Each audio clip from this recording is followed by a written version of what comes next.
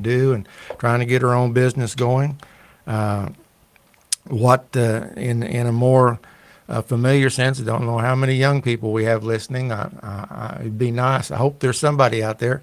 But how far will a young man go to impress a young lady that he deems someone that he would like to go out on a date with? Mm-hmm.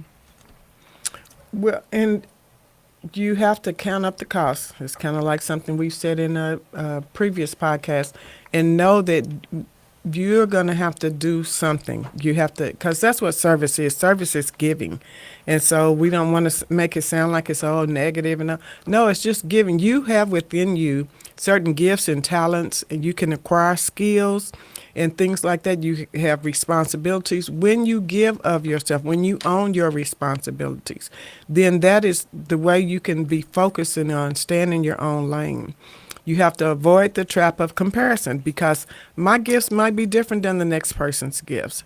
And your talents might be different than the next person's talents. But it doesn't even matter if they're similar. What matters is if you start coveting somebody else's gift, you go from admiring them into you want to be them. You know, some single female crazy stuff. And where you get so obsessed with that person that you're not even focusing on what you bring to the table and things that you are gifted to do, because everybody's not going to be gifted to do all the things. But like I said last week, we have over 600 abilities. Each individual has been given over 600 abilities. Now, how do we develop those? That's kind of up to us, because we're not going to be interested in all 600. But God wanted to make sure that if you wanted to grow up in this world and be a wealthy person, you have a possibility to have over 600 streams of income. What you do with that, that's between you and him. But the abilities are within us to create these types of things based on interest. Now, again, you're not going to be interested in everything. And like at one point in my life when I was younger, I thought I wanted to work for the railroad, because when I was going to school for training, they said if you work for the railroad, and this is back in the 70s, it was $40 an hour. Well, $40 an hour is good money today, but it really was good money back then. And I did it mostly because, hey, I want to get up in life. I want to have money flowing. I want to be able to leave money for my kids. I want to be able to leave them an inheritance. And so let me get about this money. And I started taking the training, and when they started telling me the responsibilities that went along with that big wage per hour, I realized that's not going to be for me, because if I make a mistake and I don't hit that switch at the right time, and there is a train wreck and people get killed and merchandise is lost and trains get wrecked, that's going to be something that weighs heavy on my conscience. And I could not equate that $40 an hour would be worth the guilt and condemnation I would go through as a matter of if I made that kind of mistake. So I decided, let me do something else. Let me go into office administration, do things that come more naturally to me. But you have to know those things about yourself. And sometimes the only way you know is to seek it out and find out, is this really for me? Because everything is not for everybody. But you got to try and find out, how do I determine what my lane is? I got to be able to try some stuff out. What do you like? I don't know. Like I said, when I do business development with some people, sometimes they don't know what they want to do. So we start off with things I know they're not going to want to do, because sometimes just narrowing the field helps them begin to see things more clearly. Comparison is the thief of contentment. Comparison is the thief of contentment. Because we look and we see somebody else, and that's what we want to be, whether we have the capacity to do it or not. We just every week we come in here and we say, you have to look inside yourself. Mm-hmm. You have to. It has to be something that takes place inside. I can't do it for you. We can give you tools. We can make suggestions to do it, but it requires that you look inside yourself. And trying to compare yourself is a thief of the things that God has even called us to do. Yes, and also comparison can be a trap, because if that's not really something you can do, when you start comparing yourself, like Joe was saying, then that it just leads into a trap because you're going to be disappointed. You're going to maybe even end up with depression because you was trying to do something that you're really not equipped to do. And it's okay if you need training to do. It's like Sure. going to school. You know, I didn't know before I went into counseling the requirements, because I never, as a pastor, I had done lay counseling. But to do counseling on a different level, like with the credentials and things, I didn't even see myself doing that. But I had a teacher who's gone on to be with the Lord now who directed me towards this field. And I did, you know, sometimes people can see things in you that you don't see in yourself.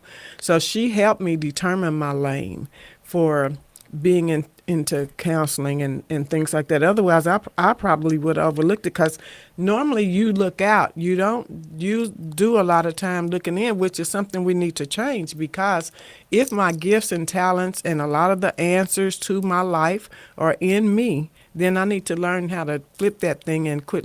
Looking out is important, but looking inward is equally important. Another trap of comparison is when you evaluate yourself against others, then you miss your own significance, because you're looking at other people and saying, "Oh gosh, I wish I could do that," or "Oh God," but if that's not for you, then don't compare it. Start bringing out your own gifts and your own talents and see what things that you have. And because those things can also impact your mental health and your self-esteem when you're so busy looking at other people and, "Oh God, I wish I could do that. Or, I want to do that. I want to be that." But if that's real, and there may be something that's in you, and that brings it out, but that's not the same thing as comparing. When I worked for the U.S. Senate and lived in the D.C. area, I got bit by the policy making bug, not the politics, which is this mess we see today. A bunch of elementary, I used to say middle school, they acting like elementary kids up there on that hill right now. But I got bit by that idea of, gosh, I think that's something I would like to do.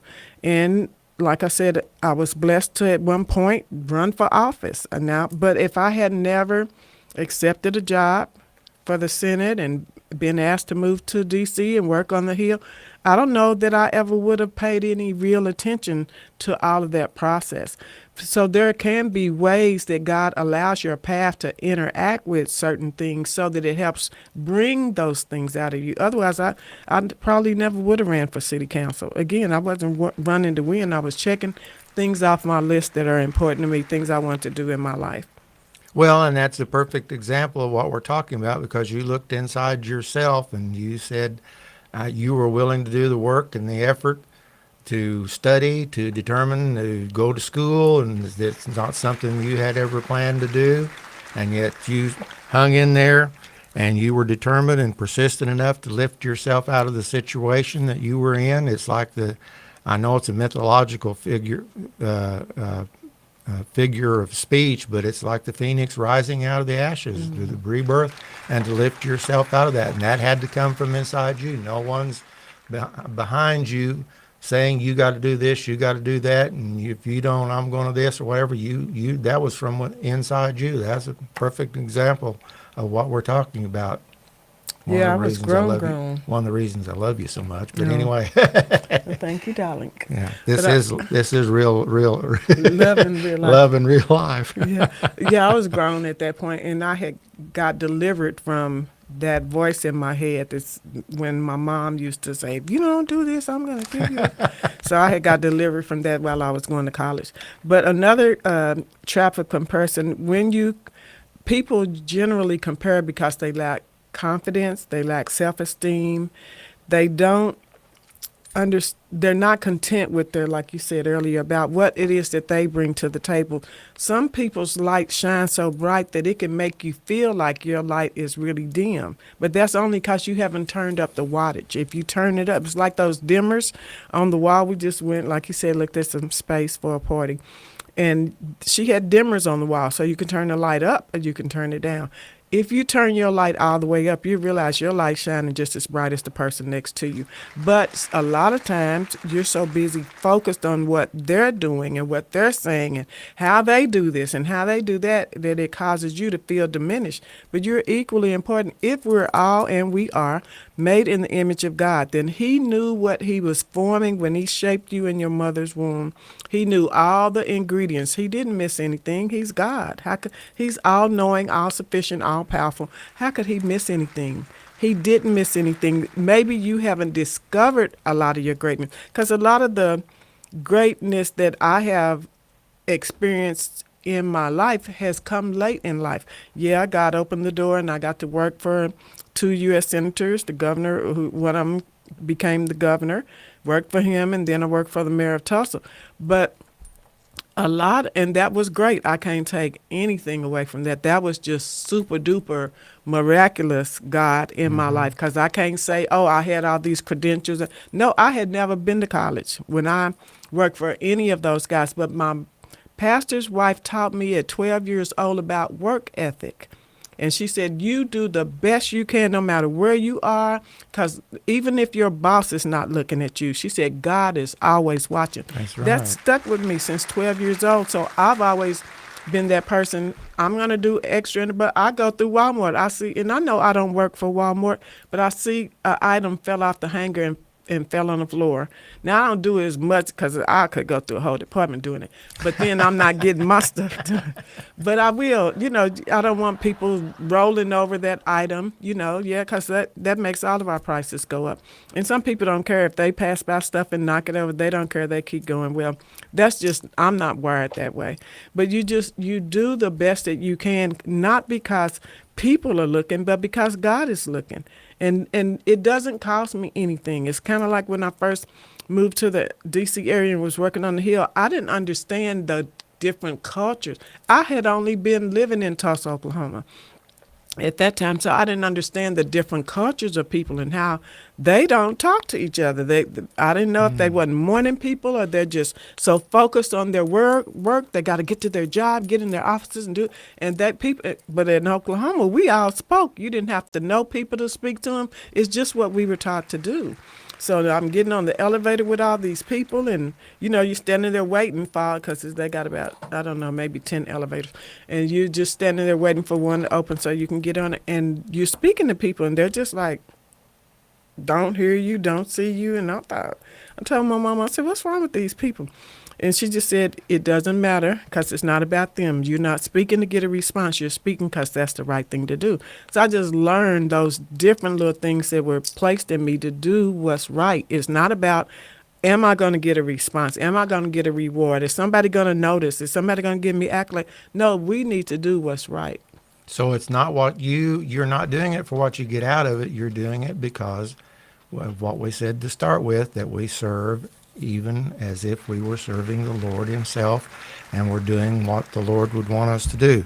So as you look now to try to move forward here, have you tried, ask yourself, have you tried to do something that you personally really weren't gifted to do? I mean, we'd all like to be the smart brain, okay? But some of us got to be a big toe. But the brain cannot say to the big toe, I don't need you. Right. The thumb cannot say to the eye, I don't need you. Right. We've got to have all these different parts, and some are more glamorous than others. So many times I think we feel, especially in the church sense, I know I've experienced pressure from people who wanted me to be someone that I was not. And also pressured by religious leaders to be and do something that I don't personally feel, because I like to read my Bible, and it brings us back to all of those roles You know, the boys can be preachers, but the little girls got to be missionaries. You know, and we see somebody that's excited about the Lord, and oh well, you're probably called to preach. Oh well, you know, in each of these things, we need to be looking and seeing what we feel like our gifts are and what our calling is.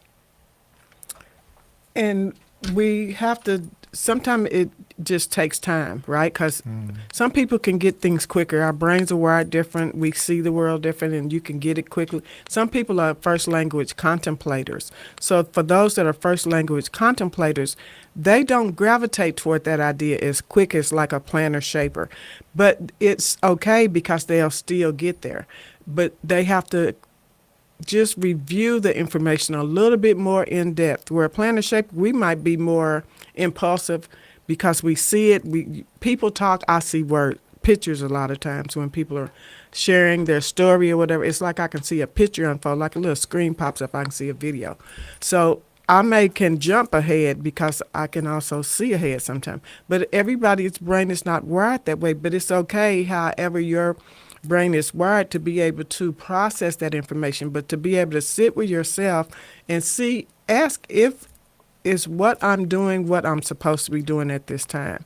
And if not, be willing to make adjustments. Like if you're doing something, like when I was at college at Langston, business has been my thing since the 70s. I love sitting with somebody, helping them go through the steps to get their business up and going, go through all the legal paperwork and get things going. If you need a 501c3, let's get that going. To get your business up and going. That's something I've, again, been doing since the 70s. But so when I was at Langston, I thought, okay, I'm going to do business because that's something I love to do. Been doing it a long time. But the teacher, she was really the coordinator for the program, the undergrad program for Bell.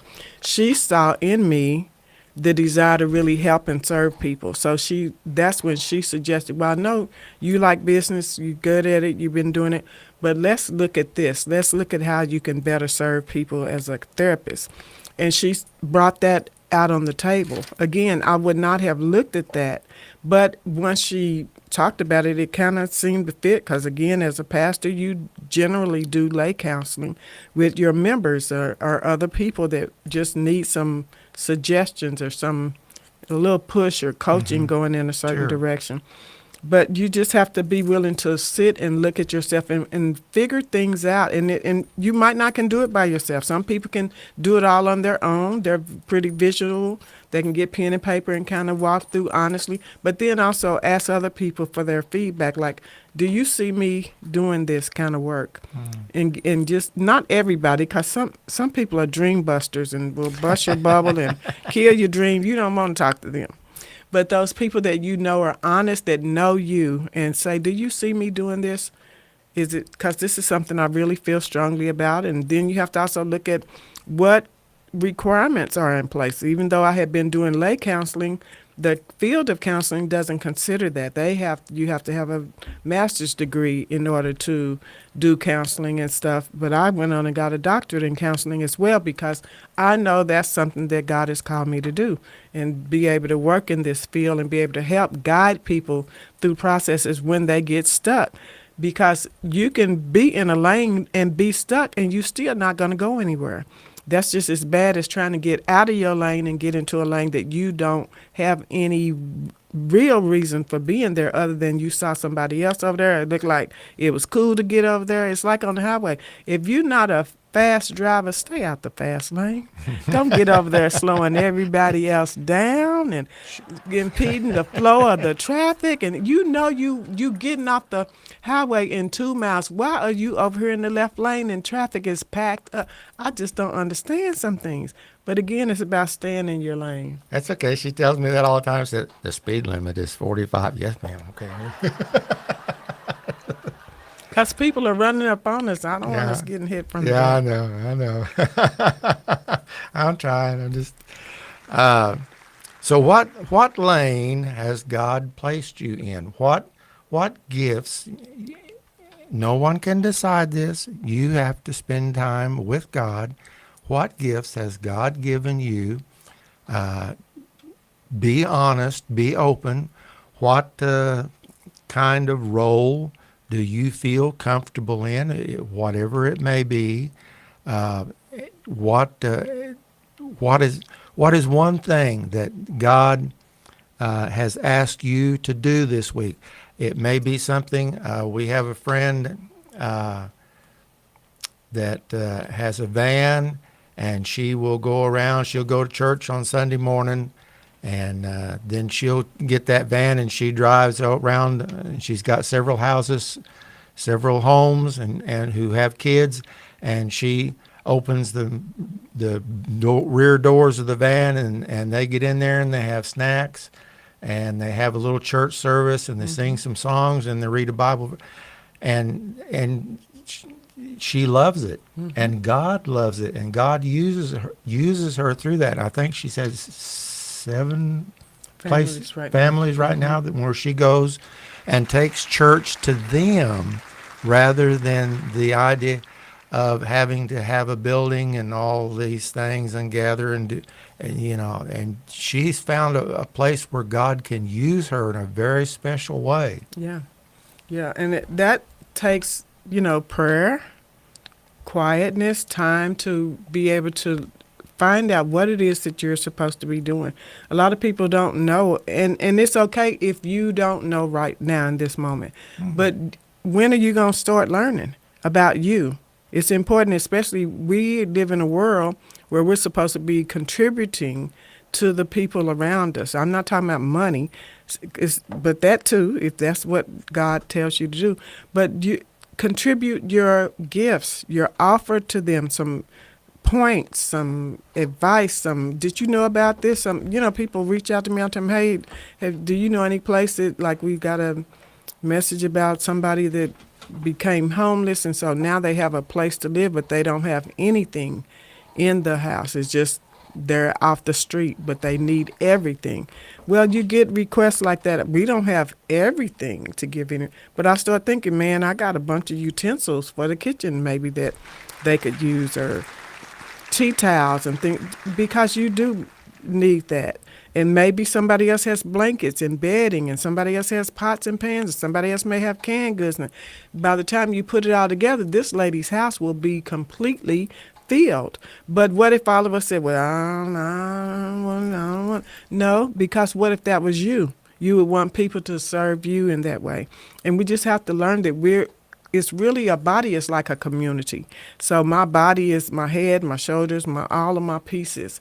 They come together to make one unit, and coming into unity is what makes community. We have to come into unity with one another. We feel what that person feels, even if you've never gone through it. The spirit of compassion can allow you to relate and be empathetic toward that person so that you understand God. But for the grace of God, that could be my story, that I suddenly lost my housing and I don't have anywhere to go. And, I've come close to homelessness a couple of times, but thank God, God always stepped in both times and provided. But it was getting really down to the wire, and it was scary to think that you can go from having a place to live and have the sheriff show up at your door and say your house is going up for sheriff's auction in 30 days. What are you going to do? But thank God he always made a way. So one of the things we need to do is ask God what our role is, ask God what our lane is, what he wants us to do, and then to try to stay in that lane and stay focused on that lane, and to stay in your race and in where you should be, and to be able to do that. And another thing that I thought of when we start talking about staying in our own lane,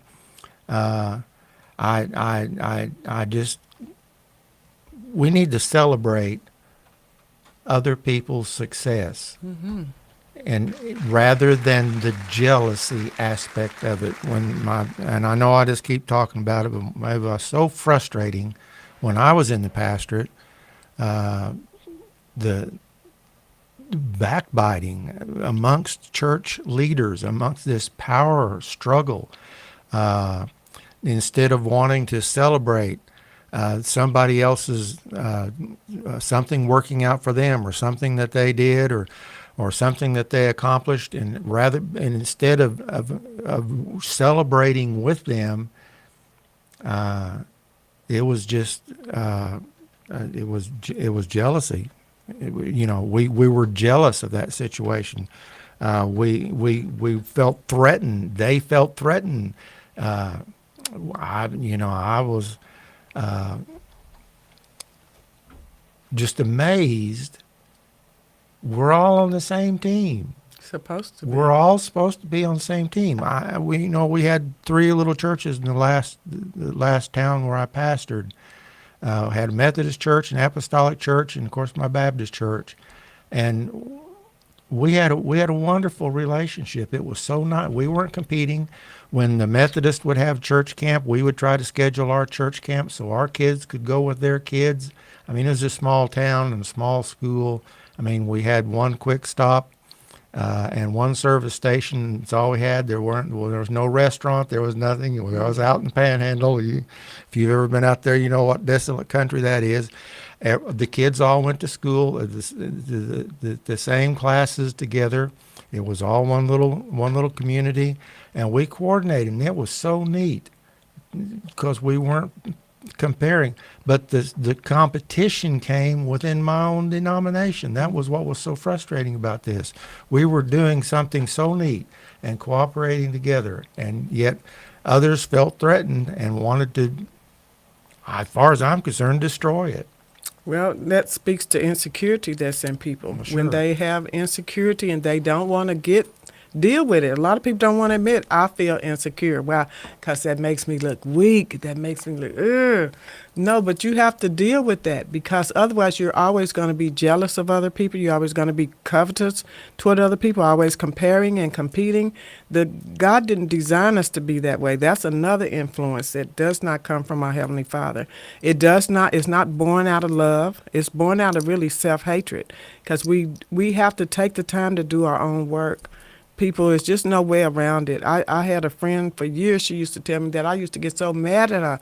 I knew she was a wise woman. I wanted her to just tell me what to do, but she kept saying, Ellouise, it's in you. You just need to get with you and find out, draw it out. And I finally did that. Thank the Lord. I finally understood what she said. I just want to talk a little bit about these acronyms I have for stay in your lane. So S means seek God and follow his guidance. T is take it one step at a time, regardless of the obstacles. You're going to face obstacles in your lane. Maybe you're driving, like we went to Austin recently for my sister's 90th birthday celebration. I've been to Austin a few times, but not always driving.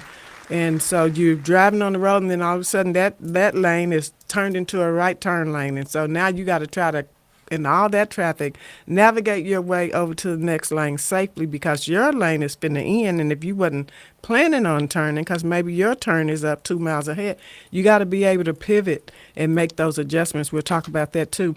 But there are going to be obstacles. But what do you do when you're faced with an obstacle? If you don't have a plan, you're probably going to melt down or freak out or become anxious. And then that leads to depression and regret and all those things that you can really avoid if you have a plan in place. A is accept the unique plan God has for you. God has a plan for each and every person. It may not look like the person next to you, the person across from you, the person above you, the person beneath you, but the plan is just for you. And if you try to follow the plan he has for somebody else's life, baby, let me tell you, that's not going to work. His plan is so uniquely designed that it only fits you. Mm-hmm. Why? Yield to the personal pivots. As you learn how to connect your passion and your purpose, you're going to have to pivot. I remember we went to a women's retreat up at, it used to be Dry Gulch back in the day. Now it's something else, but a campsite still. And that was the word that came from the Lord. Be willing to pivot, because when you're not willing to pivot, then that can cause you to turn into a statue. You become too rigid. You become a fixed mindset instead of a growth mindset. You have to be willing to move with the flow of life and make the changes that are needed. I ignore distractions and shut out the noise of uninvited voices. Now, it's okay to ask people to speak on your situation, to invite them in and include them in. But if people just think they got to, like, because these people today out in social media, they think they have a right to say a lot of stuff. And a lot of it is anonymous because they got a fake name up and no picture or whatever. But they got a lot to say. But if you don't invite their voices in, you don't have to listen to that. I only have to listen to the people I seek out for wise counsel. If I didn't, like we say, if I didn't call for you, if I didn't send for you, don't you come for me. Okay? I don't need it. I don't need what you got to say, but you have to learn how to ignore those things. N is navigate. Navigate your goals with focused intention. If you're not putting your blinders on because else the distractions are happening over here and calling your attention, no. You got to stay focused because like with school, our graduate program at Langston University, shout out to them for the Master's in Rehab Counseling. It's a 2-year program, but you got to be focused and intention to be able to reach that goal in 2 years' time. If you go in there trying to skate your way through and just give them the minimum, no. We have a lot of students that graduate in 2 years. You can do it too, but you have to have focused intention to be able to reach your goal. Why? You matter, all of you. Your voice, your gifts, and your story, because that's what we're writing. We're leaving history or herstory. As we go along, our story is being written, and we're creating it, and that matters, every bit of it. Own your potential as you build your vision, and allow the pivot. Your vision may change. My vision today looks different than my vision when I was 22, and that's okay. But you own your potential because we're going to talk about it in one of our segments, June 2nd, about the expiration date for potential. That might be a new thought for some of you that, some people say, oh, you can marry him or her because they have potential. Baby, potential can expire, and then what you're going to do? You unleash your secret sauce. You have an inner power that you can use to help get you motivated, because people can inspire you, they can't motivate you. Now, people can tell you what to do. They're not coming over here and lift your arm up and put your shoes on and help you take the steps like you're an infant. That's not going to happen when you're grown. We need you to bring your grown self to the table so you can stay in your lane. R, review your goals and progress repeatedly. It's not enough that you knew it from the first day. No, you got to keep doing it so you can, am I still in my lane? But if you're not reviewing anything, if you're not checking things out, then you might not still be in your lane. L, learn from your journey as you evolve, because you're going to grow every day if you choose to. Now, you want to stay stuck, you can do that too. But if you're really about life and progressing in your life, then you can learn from your journey as you evolve. A, align your actions with your purpose. Don't be over there in left field trying to be a baseball player for the Tulsa Drillers if you don't even like baseball. Why are you doing that? So you want to make sure that your purpose is aligned with your actions, because it's important that we learn how to be one person. Our mind is one place, our body is something else, our goals is somewhere, and nothing is united. You got to unite as one individual. N, never leave the path, and remember to keep your eyes fixed on the prize. Paul talked about running the race and the prize that was set before him. So we have to keep our eyes fixed on the prize, because you can get out of your lane, you can get off the highway and go a whole nother direction. You're not going to end up where you're supposed to end up, and you're not going to get that prize. E, embrace the joy of your work as you produce great things. There's greatness within every person. One thing I like about being this age and stage, almost 72 years old, is that my latter is going to be greater than the rest of my life, because that's one of my promises from God, and I stand on it constantly, that he is going to do he is doing exceedingly abundantly above all I can think or ask. I told Joe, I ask for big stuff. I don't ask for little stuff, because anybody can ask for little stuff, but our God is a big God. He loves us so much. So I ask for big stuff because I want big things to happen in my life. But embrace the joy. Be excited. If you see, one of our friends put on the flowers that she found outside, and they were just so beautiful. I mean, So just take joy in the little things, and you keep working to produce the great things. Bring them out of you so you can have a wonderful life. That's neat. I wondered what you were spending all that time in there at the kitchen table with your computer on. I'm working. I'm staying in my you, lane, boo. you're working on that. That's neat, baby. That's neat. Thank you. Another thing that I've thought about when I was thinking through this is we have to have the courage to say no to good things. I'm not talking about bad things. The courage to say no to good things that are not God's things for us. The courage to say no to good things. I'm not talking about sinful things and Right. things. I'm talking about good things, but they're not things that God has intended for us. When I spent 20 years as a volunteer firefighter and president of the local volunteer fire department, 15 of those years. And of course, we kept trying to improve our service to the community, and that's tough as volunteers because there's not a lot of funds to work on. So anyway, in the process of all this, we really saw the need to have some medical first responders, and so everybody's trying to do their part. And so I went on a couple of those runs, and let me tell you, I saw real quick. That was not. That was. That was. That wasn't your lane? That was not my lane. I saw that we had a family.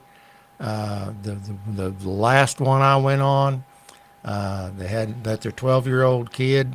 Now this is up on the south end of Grand Lake, so you've got we're out on the edge of those small mountains back there. And it looks like it more like it does over in Arkansas.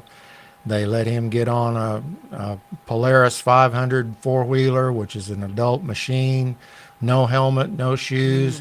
Turned him loose to go back there, and I don't know how much you know about four-wheeling, but those things, if you go too steep and you give them too much gas, they got torque. They'll come right over on top of you, which is what it did. Crushed his head. We were trying to we had to get the four-wheeler picked up and get it off of him. We're on the side of an incline steep enough that it turned the thing over and crushed him. Get that off. Now we've got to get the neck braces and all these things and trying to get him on a board. Meanwhile, the parents are standing behind us, screaming at us to help him and do something and fix it. And I know I couldn't say nothing, but I'm just thinking, you could have fixed this.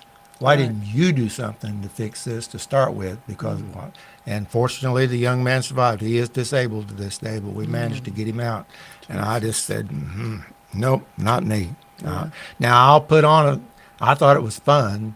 I call it dancing with the devil. I'll put the self-contained breathing apparatus on, all the bunker gear, all the gloves, and I'll take a charged hose and go to a burning house. I think that was fun. That didn't bother me one bit. And I trained a bunch. Well, definitely not the lane for me. But again, you have to know your lane because we need people in different positions throughout life. But if you got to be in the right one. Like he said, he was still the same fire department, but it was a different lane within that department because everything is just not going to be for everybody. And you have to be willing to address yourself and see what is it that I'm supposed to be contributing to this world I live in. And God is not necessarily looking for the most talented person. He is not necessarily looking for the most popular person. So often God is looking for the one who's going to be faithful in their lane, whatever their lane is. And most of life is mundane. Most of life is not the excitement. Most of life is going through the everyday actions of daily life. And rather than looking for that God won't use me because Billy Bob is far more talented at that time. Yeah, but he's got something for us to do. Yeah. And God wants that faithful service to get up every day and pray and serve him and seeking what our lane is and trying to stay in that lane. Yeah, and just being willing to admit that you don't have to be the greatest Because No. God is the greatest, and He Yeah. makes up anything that I lack. He's always filled in the voids, and He fulfills us. So He qualifies those who He calls. So if you bring your yes and your obedience and your commitment and your submission to Him, He can do the rest. Again, wasn't expecting to ever go to college, but yet I have earned a doctorate degree to this day because that was God's calling. That was the lane He expected me to be in. He tried to tell me in 2010 that I was going to get a doctorate. At that time, I was working on my bachelor's, and I was really like done with school. In my mind, I'm finishing this bachelor's and I'm going to the house. I'm not going to continue this educational thing. This is not for me, because I didn't go to college when I was young. I only went after I was in my 50s. And so to be able to push through and get to the point that I arrived at, that was because I gave Him what I had, and He made up for the rest, which He's good at filling up the balance in our lives. So we have to have the humility in order to find what our lane is, and it may be glamorous, it may not be. You know, we need common thing. We need people that are to be janitors. We need people to be leaders in our country. We need this whole gamut of things to stay in our lane, to be faithful, to have the courage to run it well, and not because somebody on the outside is compelling me and telling me I have to do it, but it's something that's welling up inside of me, and the joy of knowing that God has prepared it just for me and in this place. And it's a search, but it's where happiness is found and where contentment is found as we have that, because God gives us. It's like when Moses, when God wanted him to lead the children out of Israel and go speak to Pharaoh, and he said, "No, I'm slow of tongue. No, you just go." Not just what you said. God will provide if we're in their lane. And that takes trust. And one of our segments that we're going to talk about is the back of a limo. And we know that different stuff happens in the back of the limo, but you got to remember we're two Christian ministers, so for the most part, we ain't talking about all that. Yeah. But just to be able to, God gave me that concept before I met Joe as a way of saying, just trust in me. And I've ridden in several limos in my life. And so I could relate to that concept of just putting my faith and trust in God, that He knows the plans that He has for each of us, and to be able to trust in Him. When you're in the limo, you're not back there telling the driver up in the front way to go. No, He was hired. Part of His staying in His lane is He's hired, and He knows how to navigate based on the information you've already given the company before the driver ever shows up. They know exactly where to go and where to take you. And that's like with God. He knows exactly where to get you to the place of intersection with all of your blessings. Now, you can lollygag and get distracted and get off in somebody else's lane and miss that opportunity. Well, then you got to wait till it's like this summer. If you're planning on taking a trip to Cancun and you don't go, you're going to wait and go another time. Well, if you really want to go in summer, you got to wait till summer comes back around. It's that way, too, sometimes with the blessings of God. We might miss that opportunity to get it and intersect with it at that particular point or stage in our life. We got to wait till He brings it back around. But find something to do in the meantime. Keep working on yourself in the meantime. Get a good therapist and get your help, because you can't do your work really by yourself. God will help you too, but I believe in therapy and theology, and that's going to be one of our podcast subjects coming up later this summer, because you have to be willing to do the work to stay in your lane, to not be distracted, to not get envious or jealous or feel insecure of other people, but just focus on what you bring to the table, knowing that you are enough. And if you get stuck, holler for help. It's like, if you run into a situation that's 911, what do? We call 911. Why? We need some help. It's okay to say, I'm stuck and I need help. Well, you send somebody. This is where I'm located. Please send the help so I can get the help that I need. Because you want to be in your lane, but being stuck in your lane is not fruitful. You're not productive when you're just stuck. I know there was a point in my life I was stuck and I didn't know what to do. It was dark and I didn't know what to do. My life was changing and shifting. I wanted to pivot with it, but I didn't know how. But I sought help and sought godly counsel, sought the Holy Spirit, and He just told me what to do. He will tell you what to do, but you got to be willing to listen no matter how He shows up. Well, our time is winding up. You have any closing thoughts? I've ridden in one limo. That's because you wanted a limo at our wedding. I sure did.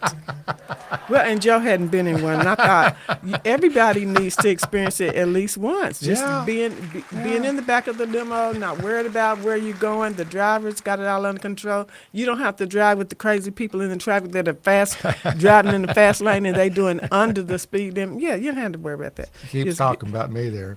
get in your lane. Well, we're different. We bring different things to the table, and that's Yeah. okay. We're excited too for today. It was a good talk about staying in your lane. Hopefully, we gave you some things to share. If you would like to have my little acronym thing about staying in your lane, I'll be glad to happy to email that to you or text it to you, whichever you prefer. Just reach out to us on KBOB's Facebook page or on our individual Facebook page, Joseph Hill, Ellouise Roland Hill, or our YouTube channel, Dr. Ellouise and Joseph Hill. And we'll be glad to send this information to you because I think that those are good things to remember, just staying in your lane, being able to relate it and connect it to things as you progress.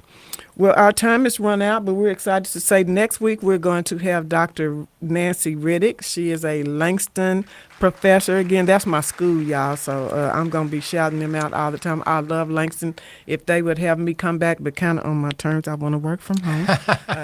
I would go back in a heartbeat, but I love the school. I love the contributions that I received, the opportunity that I received there to become an adjunct professor. Again, this girl was never going to college. So to be able to go all the way through and end up being an adjunct professor, I can't say enough about it. But Dr. Riddick is going to be our special guest next week, and we're going to be talking about Let's Talk About Sex. I can hardly wait. Brace yourself. Yeah, you never know what you're going to get with the twisted love up in here, love in real life. And 2 weeks after that, we will have, 2 weeks from now, we're going to have Miss LaWanna Daly, and she's going to be on here to be our guest as we're talking about the expiration date for potential. She has a women's leadership series coming up June 1st through the 3rd. Look her up on Facebook and be able to reach out so you can sign up for that. It is an online event. There is a low cost involved. So look up Miss LaWanna Daly, LeWanadailey. Look her up on Facebook and go to her poster for her Women's Leadership Series June 1st through 3rd. Well, I hope you've enjoyed your time. I've enjoyed mine as always. Love hanging out with the real lovers in life. Amen. Me too. And we will see you next week. See you next week.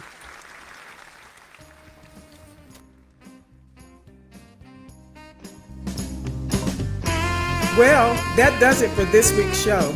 Thank you for tuning in to Love in Real Life. We enjoyed our time together and we hope you did too. We invite you to join us again next Tuesday at 2 for a relationship reset. Remember to like, share, follow, subscribe, and comment. Our YouTube channel is Dr. Ellouise and Joseph Hill at Hill of Love, or email us at joe.lhill@gmail.com.